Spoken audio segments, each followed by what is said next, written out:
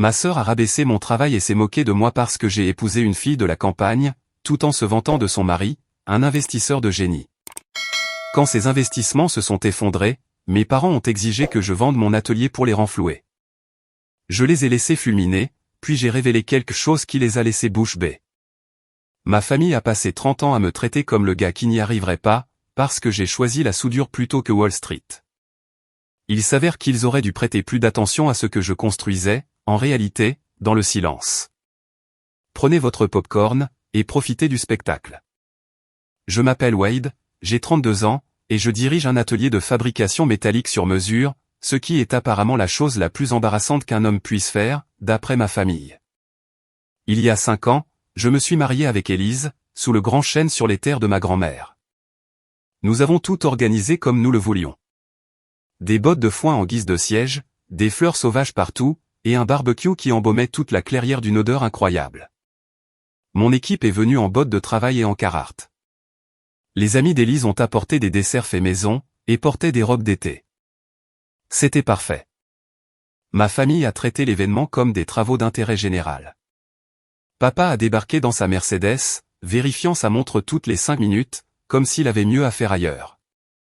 Maman n'arrêtait pas de regarder autour d'elle avec une expression peinée, calculant probablement mentalement combien nous avions économisé en ne louant pas un country club. Ma sœur, Bianca, est arrivée avec Reed, son mari, tous deux habillés comme s'ils allaient à un gala de Forbes. La cérémonie s'est bien passée. Mon pote Ben était mon témoin. Et quand l'officiant a fait le fameux « Parlez maintenant ou taisez-vous à jamais », Ben a fait semblant de tousser et a dit « On peut passer à la partie nourriture ?» Ça a bien fait rire. Puis sont venus les discours. Ben a commencé, racontant l'histoire d'une étagère en acier que j'avais soudée à la fac, qui s'était effondrée et avait failli tuer notre colocataire. Tout le monde a ri. Puis Reed s'est levé. Mon beau-frère avait cette expression sur le visage, la même qu'il prend chaque fois qu'il pense être plus intelligent que tout le monde dans la pièce. Il avait 4 ans de plus que moi, et il s'était assuré que tout le monde sache que ces années faisaient toute la différence. Il avait fait une école de commerce. Il travaillait dans la finance. Il gagnait du vrai argent, pas de la menue monnaie d'un atelier de bricoleur. À Wade et Élise, a-t-il commencé, en levant son verre. La foule a suivi. Honnêtement, quand Bianca m'a dit que son frère allait se marier, j'ai cru qu'elle plaisantait. Je pensais que sa seule véritable relation, c'était avec son chalumeau. Certains de ses amis de la finance ont ri. Mes amis, non. Mais ensuite, j'ai rencontré Élise. Elle est très. Terre à accent grave terre. Il a dit ça comme s'il décrivait quelqu'un qui n'avait pas compris comment la société fonctionnait. C'est logique. Il travaille le métal, elle travaille les plantes. Un couple assorti dans une quincaillerie. J'ai senti la main d'Élise se serrer sur la mienne. Elle souriait, mais je pouvais voir la tension dans ses yeux. Reed n'avait pas fini. Je me souviens, quand Bianca et moi avons commencé à sortir ensemble. Elle me racontait des histoires sur Wade, qui passait des heures à construire des cartes, et des projets métalliques aléatoires. Pendant ce temps, moi, je lisais sur les tendances du marché, et je gérais mon portefeuille. Certains d'entre nous sont nés pour bâtir des empires, mais la société a besoin des deux, n'est-ce pas? Il faut bien quelqu'un pour fabriquer les accessoires pour la salle de réunion. D'autres rirent de son côté. Mon pote Chan a marmonné quelque chose, qui aurait déclenché une bagarre si nous n'étions pas à un mariage. Puis Bianca s'est levée à côté de lui. Je veux juste ajouter, a-t-elle dit, la voix dégoulinante de ce fauton gentil, que je suis si fier de mon petit frère, d'avoir trouvé quelqu'un qui apprécie son style de vie unique. Élise, tu es si courageuse d'adopter tout ce concept de vie rustique. Je ne pourrai jamais abandonner mes rendez-vous hebdomadaires au spa, et mes virées shopping, mais j'admire votre engagement envers la simplicité. Quand papa a fait son discours, il aurait tout aussi bien pu lire une liste de courses. Il se tenait là, dans son costume à 1000 €, regardant la mise en place comme si cela lui faisait physiquement mal, et il a prononcé ce qui s'apparentait à un discours sur sa déception face à mes choix. Wade a toujours suivi un chemin différent, a-t-il dit. Nous lui souhaitons, ainsi qu'à Élise, le meilleur. Cette nuit-là, après que tout le monde soit parti, et qu'il ne restait plus qu'Élise et moi en train de nettoyer, elle m'a trouvé debout près du chêne. Ils n'en valent pas la peine, a-t-elle dit doucement. Je sais ce que nous construisons ici. C'est réel. Ça a de l'importance. Ils sont juste trop occupés à compter les points pour le voir. Elle avait raison. Mais debout là, lors de ce qui aurait dû être la plus belle nuit de ma vie, tout ce à quoi je pouvais penser, c'était la façon dont ma propre famille me voyait, comme le gars qui n'y arriverait pas. L'échec qui s'était marié en dessous de sa condition, et s'était contenté de la simplicité. Je ne le savais pas à l'époque, mais ce discours allait paraître vraiment stupide plus tard. Il pensait savoir qui j'étais. Il n'en avait aucune idée. 3 ans après le mariage, la vie s'était installée dans une routine. Je dirigeais l'atelier à plein temps, faisant de la fabrication métallique sur mesure, ce qui rapportait assez d'argent pour que nous n'ayons pas à nous soucier des factures. J'avais décroché des contrats avec quelques constructeurs commerciaux, qui voulaient des rampes sur mesure et des ouvrages métalliques architecturaux. Le travail était stable. Ce que ma famille ne savait pas, c'est que j'expérimentais. Depuis 6 ans, bien avant même de rencontrer Élise, je travaillais sur quelque chose dans un coin de mon atelier. J'essayais de trouver un moyen de traiter l'acier et l'aluminium au niveau moléculaire, pour les rendre plus solides, plus résistants à la corrosion, et plus légers, le tout sans nuire à l'environnement. Tout a commencé parce que j'en avais marre de voir les ouvrages métalliques extérieurs rouillés après quelques années. J'ai commencé à lire des revues scientifiques sur les matériaux, à contacter des professeurs de métallurgie en ligne, et à faire des tests pendant mon temps libre. Élise, qui avait une formation en chimie environnementale, m'a aidé à comprendre le côté technique. Elle rentrait de son travail au centre de conservation, et me trouvait couvert de copeaux de métal et de composés chimiques, en train d'essayer de percer le code. Après 4 ans d'expérience ratée et de pièces d'essai ruinées, j'ai enfin réussi. La formule fonctionnait. Le métal traité avec mon procédé devenait beaucoup plus solide, et pratiquement inoxydable, tout en restant écologiquement sûr. Je l'ai testé de toutes les manières possibles. J'ai laissé des pièces dehors pendant 2 hivers, je les ai soumises à des tests de brouillard salin, et à des tests de résistance jusqu'à la rupture.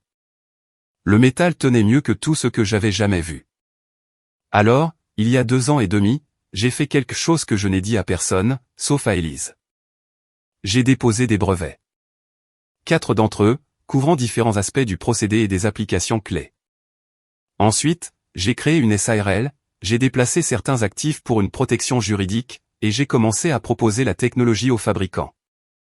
J'ai appelé l'entreprise Titan Coding System. J'ai gardé ça discret. Je n'essayais pas de le cacher. Je ne voulais juste pas entendre l'avis de ma famille, pendant que je construisais quelque chose de réel. La première année, rien ne s'est passé. La deuxième année, j'ai suscité l'intérêt d'un fabricant régional de revêtements. La troisième année, soit environ 6 mois avant que tout ne s'effondre, j'avais des accords de licence avec 2 entreprises solides, et l'entreprise était évaluée à environ 3,8 millions d'euros. Venant du gars qui soudait des rampes. L'argent de Titan Coding était immobilisé sur des comptes professionnels, gérés par des gens qui comprenaient la finance d'entreprise. Élise et moi conduisions toujours nos vieux pick UPS, et vivions toujours dans la même maison. Rien n'avait changé en apparence. Ma famille, pendant ce temps, vivait sa meilleure vie sur les réseaux sociaux. Reed avait quitté son poste en entreprise pour lancer sa propre société d'investissement. Il était à fond dans la promotion immobilière, et cherchait à investir tôt dans la prochaine grande chose, faisant des paris agressifs alors que tout le monde était prudent. Papa parlait de lui comme s'il avait personnellement inventé le capitalisme. Bianca s'était transformée en influenceuse à plein temps, postant constamment sur le luxe. Tout ce qui touchait à Reed était son contenu vedette, le brillant jeune investisseur qui bousculait les choses. Elle avait quitté son travail d'organisatrice d'événements dès que la société de Reed avait décollé, décidant que sa nouvelle carrière consistait à documenter leur vie parfaite en ligne. Ils avaient acheté une immense maison dans un quartier cher. Bianca postait constamment à ce sujet.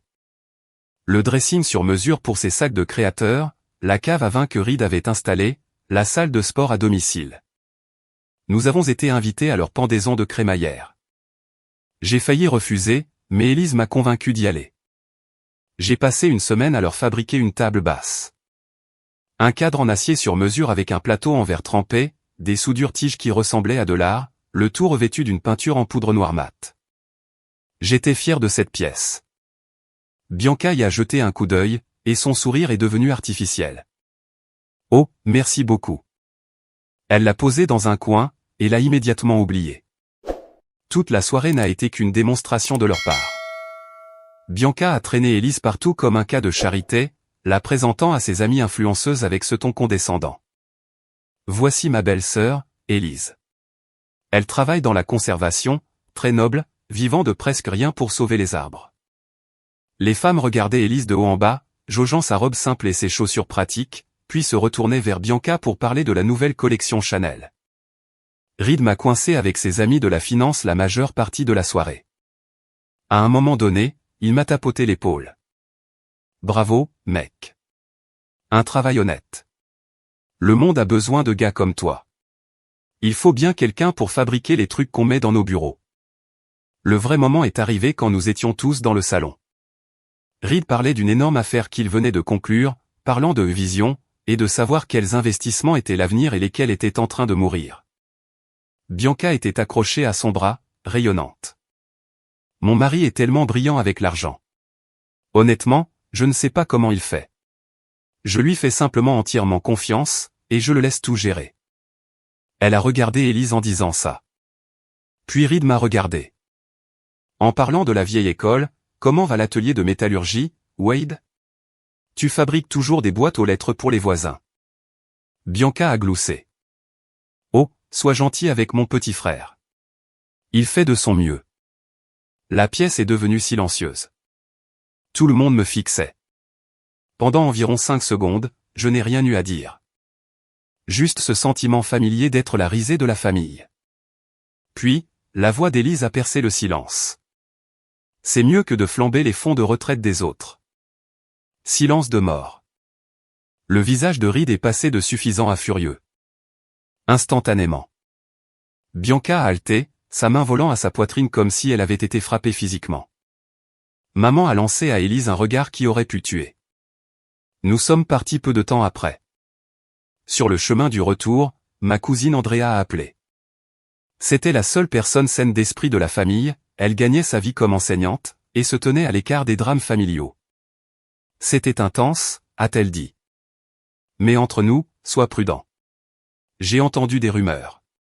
Reed prend des risques. Certaines de ses affaires n'ont pas l'air si bonnes. Son avertissement était vague, mais il m'est resté en tête. En quittant ce manoir stérile en voiture, j'ai eu le sentiment que Reed ne construisait pas un empire. Il construisait une bombe, et elle était sur le point d'exploser. Une autre année a passé. Le fossé entre ma famille et moi s'est creusé.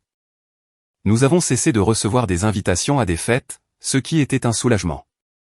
Les appels pour les fêtes sont devenus plus courts et plus forcés.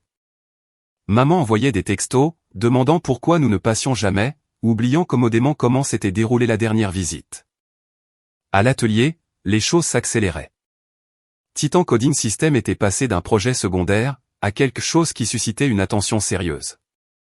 J'avais engagé un directeur commercial à temps partiel, un gars nommé Nolan, qui comprenait les accords de licence et le droit des brevets. Nous étions en pourparlers avec un autre fabricant industriel, pour utiliser mon procédé de revêtement sur leur chaîne de production. L'évaluation avait grimpé à 8,2 millions d'euros. 8,2 millions, grâce à un procédé que j'avais développé au fond de mon atelier de métallurgie, pendant que ma famille pensait que je fabriquais des portails décoratifs. Élise avait quitté son emploi dans la conservation, et m'aidait à plein temps sur le côté technique de Titan Coding. Elle comprenait la chimie mieux que moi, m'a aidé à affiner les formules, et s'est assurée que nous ne faisions pas de compromis sur la sécurité environnementale. Nous formions une bonne équipe. Nous l'avions toujours été. Puis, un après-midi d'octobre, mon téléphone a sonné. Andrea. Elle avait l'air effrayée. Wade, tu es seul? J'étais à l'atelier. Oui, qu'est-ce qui ne va pas? C'est Reed. Il a de gros ennuis. Genre, des ennuis potentiellement criminels. J'ai éteint ma meuleuse. Que s'est-il passé? J'étais chez tes parents hier soir. Ils pensaient que j'étais occupé, mais je les ai entendus au téléphone avec Bianca. Wade. Reed a tout perdu. Pas seulement son argent, l'argent de ses clients. On parle de procès, et d'accusations de fraude. Mon estomac s'est noué. À quel point? Des millions. Il a convaincu un tas de gens d'investir avec lui. Des amis de ton père, de vieux copains de fac, même des membres de la famille de Bianca. Il a pris tout leur argent, et a fait un pari énorme qui a mal tourné. Le projet de développement était faux, ou le terrain était contaminé, ou quelque chose comme ça.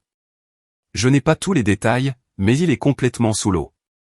J'ai pensé à tous ces discours lors des fêtes, à toutes ces discussions sur la vision, et sur le fait de savoir distinguer les gagnants des perdants. Pourquoi tu m'appelles? La voix d'Andrea a baissé. Parce qu'ils vont s'en prendre à toi. J'ai entendu ton père le dire clairement. Il a dit, tu es le seul à avoir de vrais actifs. Il parlait des terres de grand-mère, de l'atelier. Il a dit, tu le dois à la famille. L'audace de la chose m'a frappé comme un coup de poing. Pendant des années, ils avaient traité mon travail comme un passe-temps, ma vie comme un lot de consolation. Maintenant que leur gendre en or s'était craché et brûlé, ce que j'avais construit avait soudain de la valeur. Soudain, c'était le filet de sécurité de la famille. Il ne peut pas être sérieux. Il est complètement sérieux. Maman est anéantie. Elle n'arrête pas de dire que Reed a fait une erreur, et que la famille doit rester soudée. Bianca est apparemment en pleine dépression. Il te voit comme la seule issue de secours. J'ai entendu la voix de maman en arrière-plan, appelant Andrea. Je dois y aller. Sois juste prêt. Ils arrivent bientôt. La ligne a été coupée. Ce soir-là, j'ai tout raconté à Élise. Nous étions sur le porche, à regarder le soleil se coucher sur la propriété. Donc, ils vont débarquer ici, ai-je dit. Probablement avec des avocats, pour exiger que je vende tout, afin de régler le désordre de Reed. Élise est restée silencieuse un moment. Puis elle a dit quelque chose qui m'a surpris. Je pense que nous devons avoir une conversation, avant qu'il n'arrive. À propos de quoi? À propos de Titan Coding. Du portefeuille de brevets. Et de la raison pour laquelle la situation de Reed est plus compliquée que tu ne le penses. Je l'ai regardé. De quoi tu parles? J'ai aidé Nolan à suivre l'industrie, à garder un œil sur qui bouge dans le secteur des revêtements et des matériaux, qui fait des paris, qui parie contre les technologies émergentes. Elle a sorti son téléphone, et a ouvert un fichier. Reed dirige un fonds spéculatif depuis 18 mois. Le savais-tu? Un fonds spéculatif? Je pensais qu'il faisait des projets de développement. C'est ce qu'il a dit à tout le monde. Mais il a vendu des actions à découvert, faisant des paris contre des entreprises qu'il pensait voir échouer. Elle a tourné son téléphone pour me montrer un document financier. Tu veux deviner quelle est sa plus grosse position? J'ai regardé l'écran, j'ai vu le nom du fonds de Reed, j'ai vu une liste de participation, et juste en haut, surligné en rouge, se trouvait le plus gros pari qu'il ait jamais fait, une énorme position de vente à découvert, contre Titan Coding System. Mon entreprise. Reed avait parié bien plus d'1 million d'euros, y compris l'argent de ses clients, sur les chèques de mon entreprise. Il était tellement convaincu que son beau-frère, simple fabricant de métal, ne pouvait absolument pas avoir construit quelque chose de réel, qu'il avait tout misé sur mon échec. Et quand Titan Coding a réussi, toute sa position a explosé. Il s'est détruit lui-même, en pariant contre moi, ai-je dit lentement. Exactement. Et maintenant, il vient ici pour exiger que tu sacrifies tout, pour le sauver des conséquences. La voix d'Élise était glaciale. L'univers est drôle, parfois. Je suis resté assis là, à digérer l'information. Reed, qui avait passé des années à me mépriser, avait littéralement parié son avenir sur le fait que j'étais un échec, et il avait perdu. Sait-il que je possède Titan Coding? J'en doute. L'entreprise est enregistrée sous mon nom de jeune fille comme contact principal, par souci de confidentialité. Pour lui, Titan Coding est juste une autre start-up de technologie des matériaux surévalués, dirigée par des gens dont il n'a jamais entendu parler. Il n'a aucune idée que son beau-frère raté, est celui qui l'a détruit. Nous sommes restés assis en silence, regardant la dernière lueur du jour s'évanouir. La menace juridique est arrivée 4 jours plus tard. Livrée à notre porte par un coursier. Une enveloppe chic, avec le logo d'un cabinet d'avocats que je n'avais jamais vu. À l'intérieur, une lettre. Étant donné l'urgence familiale et mon obligation morale, je devais coopérer à la vente de ma propriété, pour résoudre la situation financière de Reed. J'avais une semaine. Après cela, il poursuivrait toutes les options légales pour forcer la vente. Il te menace de poursuite, a dit Élise en lisant. Pour te forcer à vendre ta propre maison. Peuvent-ils même faire ça? Non, mais ils espèrent que tu ne le sais pas. Elle était déjà au téléphone. J'appelle notre avocat. Nous avions engagé un certain Adrian 6 mois plus tôt, quand Titan Coding avait commencé à devenir sérieux. Il était spécialisé en droit des affaires et en propriété intellectuelle, mais il s'y connaissait aussi en litiges immobiliers. Nous l'avons rencontré à son bureau le lendemain matin. Nous avons tout exposé, l'histoire de la famille, la lettre de menace, et le clou du spectacle sur Titan Coding System. Quand nous en sommes arrivés à la partie où Reed vendait mon entreprise à découvert, Adrian a ri. Laissez-moi être sûr de bien comprendre, a-t-il dit. Il croit que vous êtes un fabricant en difficulté avec quelques terres familiales. Mais en réalité, vous possédez une entreprise de technologie de revêtement de 8 millions d'euros, contre laquelle votre beau-frère a parié. Et quand votre entreprise a réussi, il a tout perdu.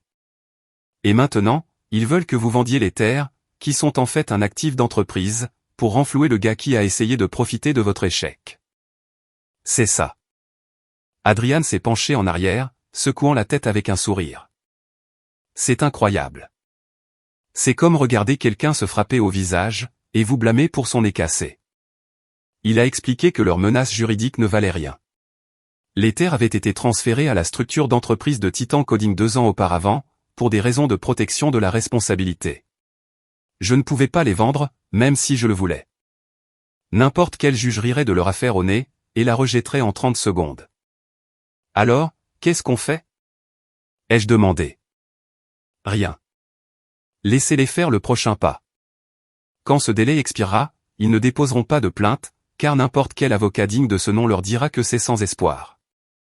Ils viendront en personne, et quand ils le feront, je veux être là. Pourquoi? Parce que je ne manquerai ça pour rien au monde. Le délai est arrivé et est passé. Le vendredi s'est écoulé sans nouvelles. Le samedi et le dimanche ont été calmes. J'ai presque cru qu'ils avaient abandonné. Le lundi matin m'a prouvé le contraire. J'étais à l'atelier, en train de programmer ma fraiseuse CNC, quand j'ai vu les voitures, 3 d'entre elles, descendre la longue allée. La Mercedes de papa, la Lexus de Reed, qui avait l'air moins impressionnante qu'avant, et une 3e voiture que je ne reconnaissais pas. J'ai éteint la machine, je suis allé à la maison, et j'ai trouvé Élise à la fenêtre, le téléphone déjà à la main. Ils sont là. Je les vois. Elle a appuyé sur un bouton. Adrian, c'est l'heure. Courte pause. Parfait. À tout de suite. Elle a raccroché, m'a regardé. Notre avocat sera là dans 20 minutes. D'ici là, on écoute. Laisse-les parler. Les voitures se sont arrêtées. Les portières se sont ouvertes. Papa est sorti le premier, l'air d'avoir 10 ans de plus que dans mon souvenir. Maman a suivi, les yeux rouges, comme si elle avait pleuré tout le trajet. Bianca est sortie, et elle avait l'air anéantie. Reed a suivi, l'air encore pire. Il avait perdu du poids, des cernes sombres sous les yeux. De la 3e voiture est sorti un homme en costume cher, avec une mallette. Leur avocat, probablement. Ils n'ont pas frappé. Papa a juste ouvert la porte de l'atelier, et est entré comme s'il était chez lui. Tout le monde a suivi. J'étais debout près de mon établi principal, Élise à mes côtés. Nous n'avons pas bougé. Wade. La voix de papa était tendue. Il faut qu'on parle. On dirait que vous avez fait un long chemin, pour une conversation que nous avons déjà eue. La situation est critique. Il essayait de paraître autoritaire, mais sa voix sonnait désespérée. Reed fait face à plusieurs procès. Des accusations criminelles sont envisagées. Nous devons agir immédiatement. Il a sorti un dossier, et l'a posé sur mon établi. Tout ce dont tu as besoin est ici. Un accord d'achat. Nous avons trouvé un promoteur prêt à acheter la propriété. L'argent va directement sur un compte séquestre, pour régler les obligations de Reed. C'est propre, et ça sauve la famille. Ça sauve la famille? Ai-je répété. Tu veux dire, ça le sauve lui? Bianca s'est avancée, et pour la première fois depuis des années, elle ne jouait pas les supérieurs. Elle suppliait. Wade, s'il te plaît. C'est ton beau-frère. c'est la famille. Il a fait une erreur, mais tu ne peux pas le laisser aller en prison. S'il te plaît. Je te le demande, en tant que ta sœur. Il n'a pas fait une erreur. Il a fait une série de choix, de mauvais choix. Leur avocat s'est raclé la gorge. Monsieur Blake, vous avez une obligation familiale claire ici. Le précédent pour les transferts de propriété dans les urgences familiales est bien établi. Ah oui? Ai-je dit. Intéressant, parce que je croyais qu'on ne pouvait pas vendre quelque chose qu'on ne possède pas. L'avocat a froncé les sourcils. La propriété vous a été léguée par la succession de votre grand-mère. Le titre de propriété est clair. M'a été légué. Passé. Le visage de papa devenait rouge. De quoi tu parles? Arrête de jouer à des jeux. Nous avons déjà vendu notre maison. Ce n'était pas assez. Cette terre est la seule option, après tout ce que nous avons fait pour toi. Maman a ajouté, la voix brisée, après t'avoir élevé, tu nous dois bien ça. J'ai regardé Élise. Elle m'a fait un petit signe de tête. Il était temps de mettre fin à tout ça. Élise s'est avancée. Je crois qu'il y a eu un malentendu important, a-t-elle dit, sa voix calme et tranchante. Vous avez fait plusieurs suppositions incorrectes. Papa s'est tourné vers elle, confus. De quoi tu parles? Vous nous avez regardés, et vous avez vu exactement ce que vous vouliez voir. Un simple artisan, et sa femme. Pauvre, facile à manipuler. Elle a marché lentement jusqu'à l'établi, posant sa main sur le dossier qu'ils avaient apporté. Vous aviez tort sur toute la ligne. Leur avocat s'est agité. Madame Blake, je ne pense pas que... C'est Stone. J'ai gardé mon nom de jeune fille. Elle l'a regardé directement. Et en tant qu'avocat, je suis sûr que vous comprenez le droit de la propriété. On ne peut pas vendre ce qu'on ne possède pas. L'acte de propriété est au nom de Wade, a insisté l'avocat. Était au nom de Wade, a corrigé Élise. Il y a 2 ans, cette propriété a été transférée à la SARL Titan Coding System, en tant qu'actif de l'entreprise. Wade est le fondateur et l'actionnaire majoritaire de cette société, ce qui signifie que légalement, cette terre appartient à son entreprise. Et il ne compte absolument pas la vendre. Silence de mort. La bouche de papa s'est ouverte. Maman avait l'air confuse. Le visage de leur avocat est passé de la confiance à l'inquiétude. Mais Reed était devenu complètement blanc. Il me fixait maintenant, me regardant vraiment pour la première fois depuis des années, et je pouvais voir les rouages tourner dans sa tête. Titan Coding System, a-t-il dit doucement. Sa voix semblait creuse. C'est ça, ai-je dit. Tu en as entendu parler? Ce n'est pas. Tu es un fabricant de métal. Je suis un fabricant, ai-je convenu. Je suis aussi le fondateur d'une entreprise de technologie de revêtement, qui est actuellement évaluée à plus de 8 millions d'euros. Mais ça, tu le savais déjà, n'est-ce pas, Reed? Bianca regardait entre nous, le mascara coulant. De quoi parle-t-il? Reed, que se passe-t-il? De quoi parle-t-il? A exigé papa, en regardant Reed. Je me suis approché de mon établi, j'ai ouvert un tiroir, et j'en ai sorti un dossier. Je l'avais préparé depuis des jours, sachant que ce moment viendrait. À l'intérieur, se trouvaient des documents financiers, des dépôts de brevets, et un rapport trimestriel particulièrement intéressant. Il y a environ 6 ans, ai-je dit, j'ai commencé à travailler sur un procédé de revêtement chimique pour le métal. Il m'a fallu 4 ans pour le mettre au point.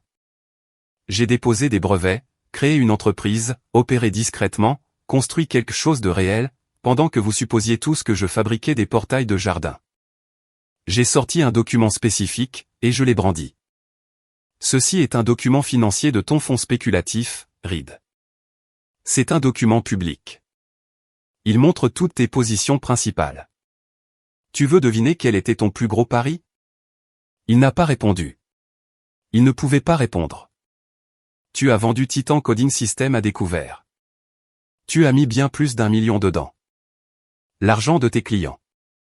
Tu étais tellement convaincu que c'était une arnaque technologique surévaluée, que tu as tout misé sur son échec. J'ai posé le papier. Quand elle n'a pas échoué, quand elle a réussi, toute ta position a explosé. Tu as tout perdu, parce que tu as parié contre moi. Silence de mort. Les jambes de Bianca ont flanché. Elle s'est effondrée sur le sol, en sanglotant. Non, non. Tu ne pouvais pas savoir que c'était son entreprise. Bien sûr qu'il ne le savait pas, a dit Élise. Nous avons enregistré l'entreprise sous mon nom de jeune fille, par souci de confidentialité. Pour lui, Titan Coding était juste une autre start-up à vendre à découvert. Papa a enfin retrouvé sa voie. C'est impossible. Tu mens. Tu n'as pas ce genre d'argent. Tu vis dans cette simple maison de campagne, ai-je terminé. Oui. Parce que contrairement à vous, je n'ai pas besoin d'afficher ma réussite. Je n'ai pas besoin d'un manoir pour prouver que j'ai de la valeur. J'ai construit une entreprise qui crée de la valeur, au lieu de simplement déplacer de l'argent. Reed tremblait. Bianca pleurait maintenant, en pleine crise d'hystérie. Ça ne peut pas être vrai. Tu étais censé être celui qui avait besoin de nous. Juste à ce moment-là, une autre voiture s'est garée dehors. Adrian, notre avocat, pile à l'heure. Il est entré, a jeté un coup d'œil à la scène, et a souri. Je suis en retard ? A-t-il demandé. Timing parfait, a dit Élise. Il a posé sa mallette, et a sorti son propre dossier. Pour mémoire, je suis Adrian, représentant de Wade Blake et de Titan Coding System. J'ai examiné les documents que votre cabinet a envoyés. Il a regardé leur avocat. Vous êtes Brian, de Preston et Moore, c'est bien ça ? Leur avocat a hoché faiblement la tête. Bien. Alors je peux vous dire directement que votre lettre de mise en demeure est juridiquement sans valeur. Toute tentative de forcer une vente serait rejetée immédiatement, et étant donné les circonstances, je déposerai probablement une plainte pour harcèlement par-dessus le marché, a-t-il dit nonchalamment. De plus, a continué Adrian, sortant un autre document, j'ai fait quelques recherches sur la situation financière de Monsieur Reed. La position de vente à découvert contre Titan Coding System n'était pas seulement un mauvais jugement. Il y a des preuves de fausses déclarations aux investisseurs, leur disant que la vente était basée sur des informations privilégiées, alors que ce n'était en fait qu'une intuition. C'est de la fraude sur les valeurs mobilières. Reed a émis un son, comme s'il avait reçu un coup de poing. Je n'ai pas encore transmis cela à la SEC, a dit Adrian. Je voulais d'abord vous donner à tous une chance de partir tranquillement. Leur avocat était déjà en train de remballer sa mallette. Il s'est dirigé vers la porte, sans un mot de plus. Maman a commencé à pleurer. Comment as-tu pu nous faire ça ? Nous sommes ta famille. La famille ne passe pas 30 ans à te faire sentir que tu ne vaux rien. La famille ne parie pas contre ton succès, pour ensuite exiger que tu te détruises pour les sauver de leur propre stupidité. Je me suis dirigé vers la porte. Sortez de mon atelier. Sortez de ma vie. Aucun d'eux n'a bougé au début. Je pense qu'ils ne pouvaient pas intégrer le fait que j'étais sérieux. Maintenant, ai-je dit. Bianca était toujours par terre, en sanglots. Reed a dû la soulever physiquement. Papa a tenté une dernière fois. Fils, tu ne comprends pas ce que tu fais. Les conséquences. Les conséquences, c'est à vous de les gérer. Ils sont sortis en traînant les pieds, l'air vaincu.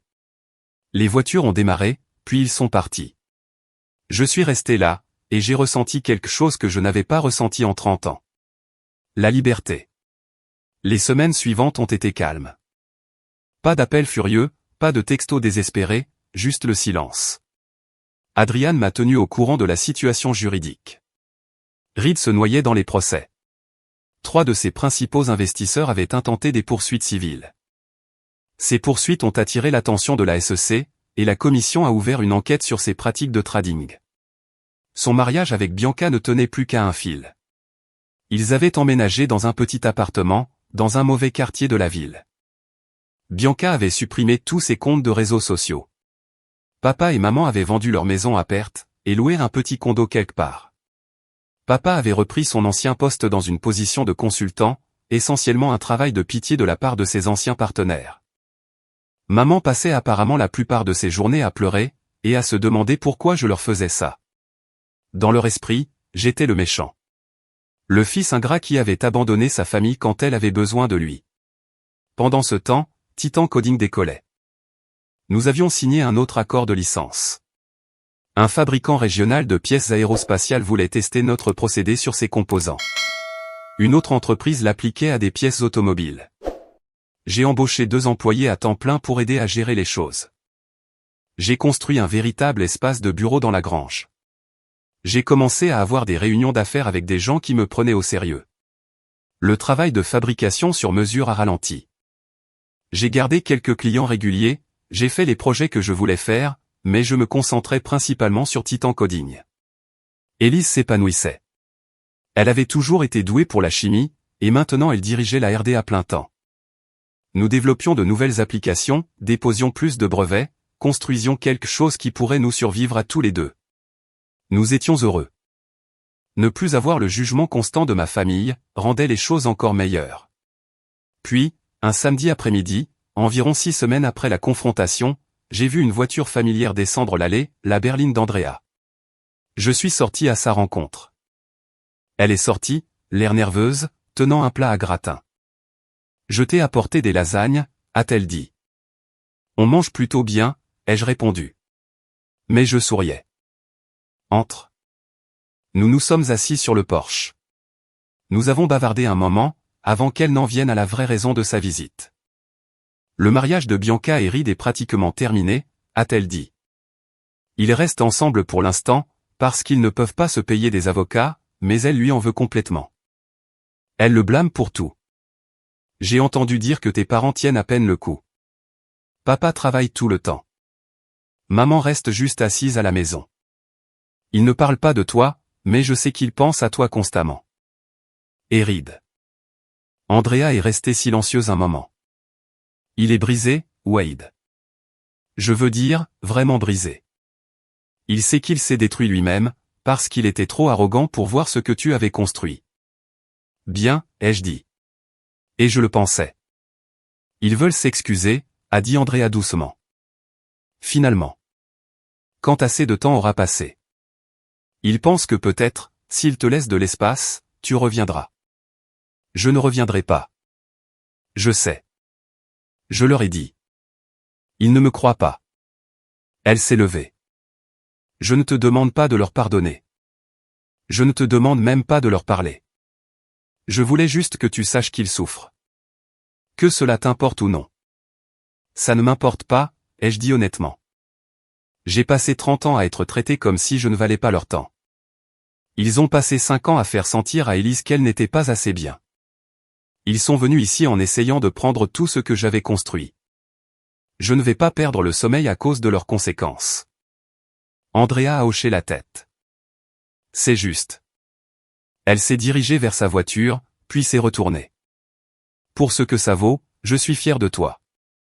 Ce que tu as construit avec Titan Coding. Leur tenir tête. Il fallait du cran. Merci, Andrea. Et j'aimerais continuer à te voir, si ça te va. Je sais que je fais partie de la famille qui t'a fait du tort, mais... Tu es la seule qui ne l'a pas fait, ai-je interrompu. Tu es la bienvenue ici, n'importe quand. Elle a souri, soulagée, et est partie. Ce soir-là, Élise et moi étions assis sur la balançoire du porche. Andrea est passée, ai-je dit. J'ai vu. Comment se porte le désastre familial? À peu près comme on peut s'y attendre. Reed est détruit. Bianca est anéantie. Les parents fonctionnent à peine. Ils pensent tous que je vais finir par leur pardonner. Et toi? J'y ai pensé. Non. Je ne suis plus en colère. J'en ai juste fini. Puis mon téléphone a vibré. Une notification par email. J'y ai jeté un coup d'œil, et je suis resté bouche bée. Quoi? A demandé Élise. Titan Coding vient de recevoir une offre de rachat. De qui? Une grande société de revêtements industriels. Ils veulent nous racheter. J'ai lu le chiffre 2 fois, pour être sûr de ne pas halluciner. 22 millions d'euros. Élise est devenue très immobile. 22 millions? Tu es sérieux? C'est fou. Qu'est-ce que tu veux faire? J'ai regardé autour de moi, la propriété, l'atelier où j'avais soudé mon premier projet, la maison où nous avions construit notre vie, la terre que ma grand-mère m'avait confiée. Je veux y réfléchir, ai-je dit. Mais je ne prendrai aucune décision en fonction de ce qu'ils penseraient. Leur opinion n'a plus d'importance. Nous sommes restés assis là pendant un long moment. Quelque part, là-bas, ils se disaient probablement que je finirais par revenir. Que la famille, c'est la famille, et que les liens du sang sont les plus forts. Ils avaient tort. 3 mois plus tard, j'étais assis dans une salle de conférence en ville, entouré d'avocats et d'hommes d'affaires, en train de signer les derniers papiers. Nous avons décidé d'accepter l'offre d'acquisition, 22 millions, à condition que je reste 3 ans à la tête de la R&D, pour continuer à développer de nouvelles applications. L'argent est arrivé sur mon compte le lendemain. J'ai fixé le chiffre sur mon téléphone pendant 5 bonnes minutes. L'argent qui change une vie.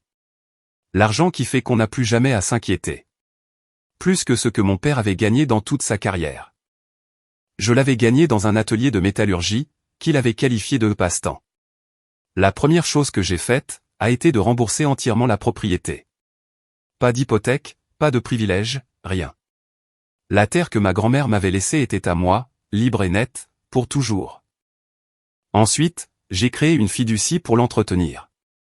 Personne ne pouvait y toucher maintenant. Ni la famille, ni les créanciers, ni personne.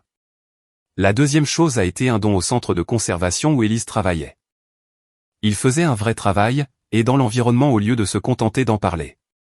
Après ça, j'ai placé la majeure partie dans des investissements qui généreraient des revenus, sans que j'aie à y penser. J'ai gardé l'atelier, j'ai continué à prendre les projets que je voulais faire, j'ai continué à vivre la même vie, juste sans la pression. Les messages ont commencé à arriver. Des parents éloignés dont je n'avais pas entendu parler depuis des années. De vieilles connaissances du lycée. Tout le monde voulait soudainement renouer le contact. Tout le monde avait toujours cru en moi. Tout le monde était si fier. J'en ai ignoré la plupart. Ceux qui comptaient, savaient déjà où me trouver. Mes parents n'ont pas cherché à me contacter, du moins pas directement. Mais Andrea m'a dit qu'ils avaient appris la nouvelle. Maman avait pleuré pendant des heures. Bianca s'était enfermée dans la salle de bain pendant tout un après-midi. J'étais à l'atelier un après-midi, travaillant sur une rampe d'escalier sur mesure, quand j'ai entendu une voiture dehors. Un moteur cher. J'ai levé les yeux, et j'ai vu la Mercedes de mon père. Il était venu seul. J'ai envisagé de ne pas répondre, mais je suis sorti. Papa se tenait près de sa voiture, l'air dévasté. Les derniers mois l'avaient vieilli. Wade, a-t-il dit. Un silence s'est installé entre nous. Il a regardé autour de lui, la propriété, l'atelier, tout ce qu'il avait passé des années à mépriser. J'ai fait une erreur, a-t-il dit finalement. Beaucoup d'erreurs. Je n'ai pas répondu. Je pensais savoir à quoi ressemblait le succès, a-t-il continué. Je pensais te pousser vers quelque chose de mieux. Je pensais que Reed était celui qui avait tout compris, que Bianca avait épousé le bon type d'homme. Il a ri, mais c'était un rire amer. Je me suis trompé sur toute la ligne. Oui, tu t'es trompé. Je ne demande pas pardon, a-t-il dit. Je ne le mérite pas. Je voulais juste que tu saches que je le vois maintenant. Je vois ce que tu as construit, ce que tu as toujours été en train de construire, et je suis désolé de ne pas l'avoir vu plus tôt. J'apprécie que tu le dises, lui ai-je répondu. Mais ça ne change rien. Tu n'as pas seulement fait des erreurs, papa. Tu as passé toute ma vie à me faire sentir que je ne valais rien. Tu as choisi Bianca et Reed plutôt que moi, à chaque fois. Tu les as laissés se moquer de ma femme à notre mariage. Tu es venu ici en essayant de prendre tout ce que j'avais construit, pour le sauver de sa propre stupidité. Je sais. Tu ne peux pas t'excuser maintenant que j'ai réussi. Tu ne peux pas être fier de moi, maintenant qu'il y a de l'argent en jeu. Ce n'est pas comme ça que ça marche. Son visage s'est décomposé. Que puis-je faire? Rien. Ne me dérange plus jamais. Wade. Tu dois partir. Il est resté là un instant de plus, l'air de vouloir en dire plus. Mais qu'y avait-il à dire? Il est remonté dans sa Mercedes, et il est parti. Je l'ai regardé s'éloigner, et je n'ai rien ressenti. J'avais passé 30 ans à essayer de gagner leur approbation. À essayer de prouver que j'avais de la valeur. J'avais fini d'essayer. J'avais créé quelque chose qui nous survivrait à tous. J'avais prouvé tout ce que j'avais besoin de prouver. Pas à eux, mais à moi-même. Ma grand-mère m'avait laissé cette terre, me faisant confiance pour en faire quelque chose de significatif. Elle avait eu raison de me faire confiance. J'avais pris son cadeau, et je l'avais transformé en quelque chose que personne n'attendait, quelque chose de réel. J'avais choisi ma voie, construit ma vie, joué mon propre jeu selon mes propres règles, et j'avais gagné. Si vous avez apprécié cette vidéo, s'il vous plaît, cliquez sur le bouton d'abonnement. Cela aide vraiment la chaîne, et nous aide à vous proposer plus d'histoires, et de meilleures histoires.